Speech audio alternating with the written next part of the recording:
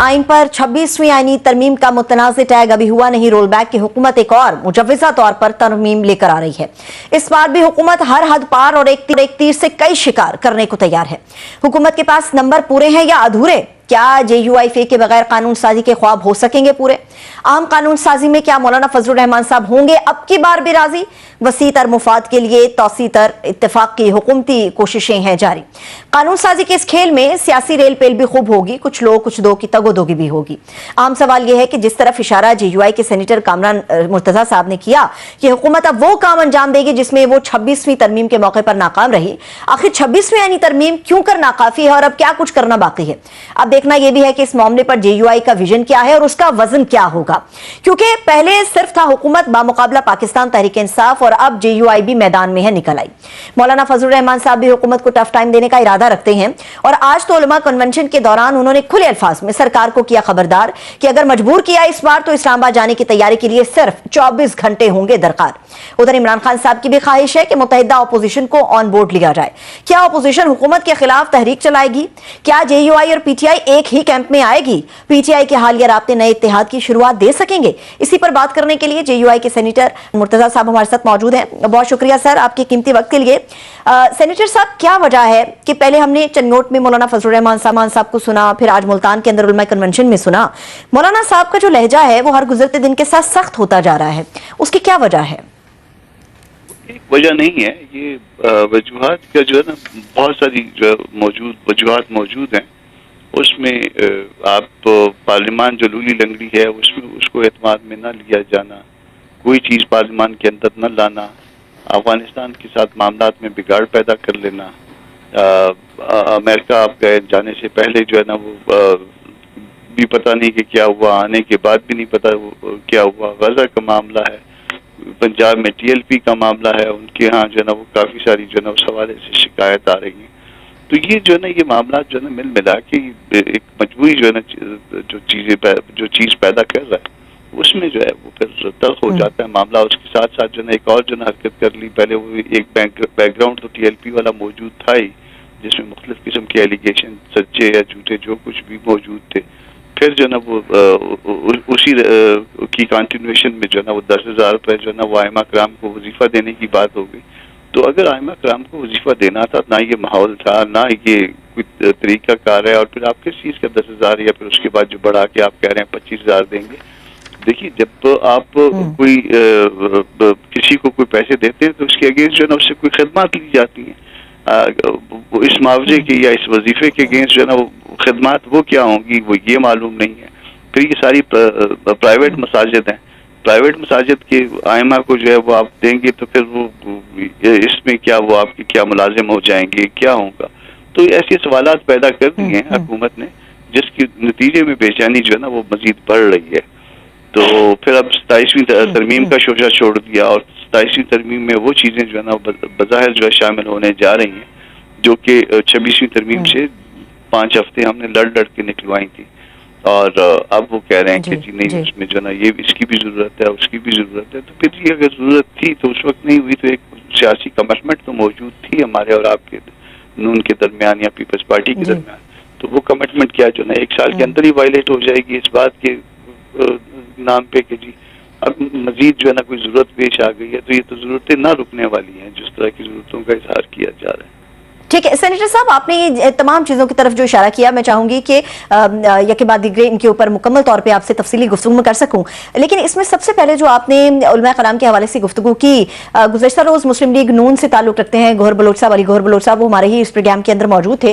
तो उन्होंने कहा कि ये लाजिम नहीं है कि जितने भी आइमा कराम हैं उन तमाम को ये दिया जाएगा, जो चाहेगा अपनी मर्जी से वो फॉर्म फिल करके देगा और साइन करके देगा, तो फिर उनको हुकूमत की तरफ से ये वजीफा दिया जाएगा जो कि 25,000 के करीब रखा गया है। अब वो आज उलमा कन्वेंशन के अंदर एक फॉर्म जो है उसको भी डिस्कस किया गया कि जिन उलमा कराम को ये वजीफा दरकार होगा वो इस फॉर्म को साइन करेंगे। अब उस फॉर्म के ऊपर जो है हमने देखा कि एतराज उठाया जा रहा था, मगर जो उसके अंदर 2-3 चीजें शामिल की गई थी मैं आपके सामने रखती हूँ, क्योंकि हमारी जो एक समझ है उसके अंदर तो कोई ऐसी चीज नहीं है जिसके ऊपर एतराज किया जाए। वो ये है कि जी जमाती तौर पर तशहीर या सियासी सरगर्मी में मुलविस नहीं हुआ जाएगा। इसके अलावा जो स्पीकर का इस्तेमाल है मस्जिद का वो सिर्फ उसी सूरत में होगा जब आजाद नेरा मकसूद होगी या फिर कोई खास ऐलान ऐलान किया जाना मकसूद होगा और ये है कि अमन अमान के लिए मसाजिद और इन तमाम चीज़ों का इस्तेमाल किया जाएगा। तो मेरा ख्याल है कि सेनेटर साहब, आपको नहीं लगता कि ये बिला वजह का एक मामला बढ़ावा दे दिया गया है, या फिर मजहबी जमातों से या खासतौर पे जो मजहबी उलमा कराम है उनसे मुशावरत नहीं की गई, इस वजह से ये मसला बन गया है? पहली बात ले लीजिए, यानी आप किसी शख्स पे ये कदर लगा सकते हैं कि वो सियासी मामलात में इन्वॉल्व नहीं होगा, क्या ये आपके फंडामेंटल राइट की वायलेशन नहीं है? तो यहाँ से जो है ना मामला जो है ना वो आपको जो है उसका जो है वो मंजर क्लियर हो जाएगा।